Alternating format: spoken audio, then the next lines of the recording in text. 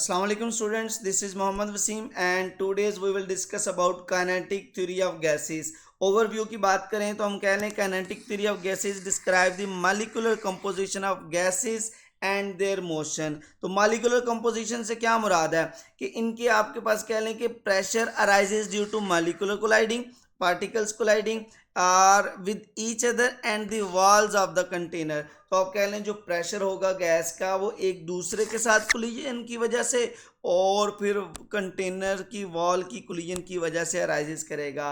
और लास्ट में आप कह लें it also define properties such as temperature, volume and pressure, as well as transport properties such as viscosity, thermal conductivity and diffusivity। तो ये सब कुछ बेटा आप पढ़ेंगे काइनेटिक थ्योरी ऑफ गैसेस के अंदर। इसकी की डेफिनेशन की बात करें तो हम कह लें कि इसमें हम एक्सप्लेन करते हैं एवरेज मीन फ्री पाथ। तो आप कह लें मीन फ्री पाथ क्या होता है? The average distance a particle moving or covered before it undergoes a collision that significantly alter its direction and energy। तो आप कह लें कि अगर एक पार्टिकल है वो गैस के अंदर कंटेनर में मौजूद है और जब तक वो बेटा किसी दूसरे पार्टिकल या कंटेनर के साथ टकरा के अपनी डायरेक्शन या एनर्जी को चेंज ना कर ले, वो कवर करने वाला डिस्टेंस एवरेज डिस्टेंस वो कहलाता है मीन फ्री पाथ। नेक्स्ट बेटा हम इसमें एक एमसीक्यू याद कर सकते हैं। A small cube of air can have as many as 10⁻20 molecules and they are negligible as compare to the volume of empty spaces in the container. Next बेटा इसमें बेसिक अजम्पशन की बात करते हैं। Gases consist of very large number of tiny spherical particles that are far apart from one another compared to their sizes। तो हम कह लें जो पार्टिकल का साइज है वो कंटेनर की वाल के लिहाज से बहुत ही स्मॉल होगा। ठीक है।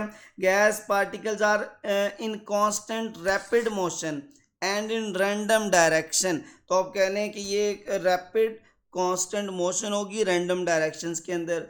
collision अब कह लें collision between gas particles and the container walls are perfectly elastic collision। perfectly elastic collision होने से क्या मुराद है कि आपके पास जो मोमेंटम होगा और साथ में आप कह लें कि जो इसमें काइनेटिक एनर्जी होगी दोनों ही कंजर्व होने चाहिए। Momentum as well as kinetic energy both are conserved.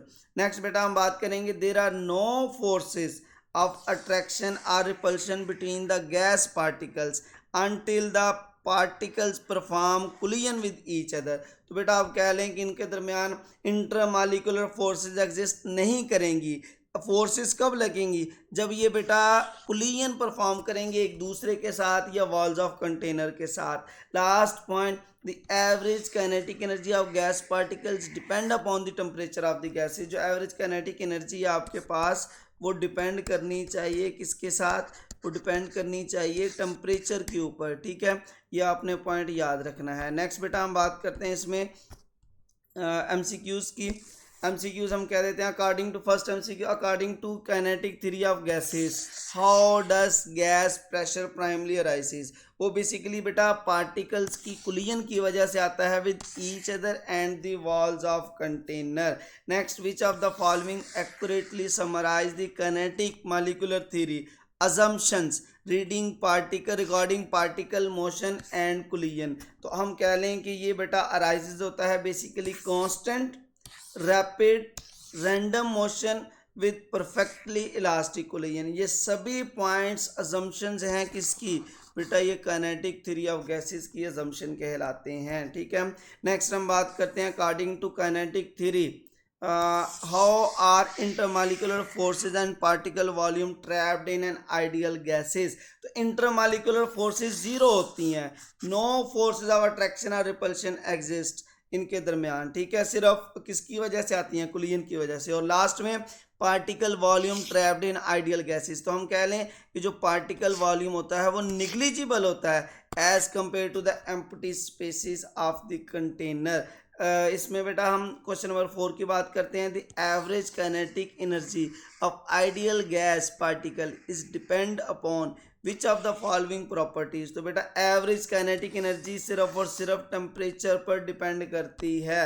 ठीक है, नेक्स्ट बेटा हम बात करते हैं in context of gas molecules what is the mean free path. Mean free path को देखिए तो हम कहते हैं ये एवरेज डिस्टेंस होता है of a moving particles cover before collision that alternates energy या डायरेक्शन। उस कोलिजन से पहले जो इसकी डायरेक्शन या एनर्जी को अल्टर कर दे उसको आप उस एवरेज डिस्टेंस को कहते हैं मीन फ्री पाथ। नेक्स्ट बेटा हम कहते हैं last MCQ according to the text approximately how many molecules can a small cube of air have 10 की power 20 and that are negligible as compare to the empty spaces.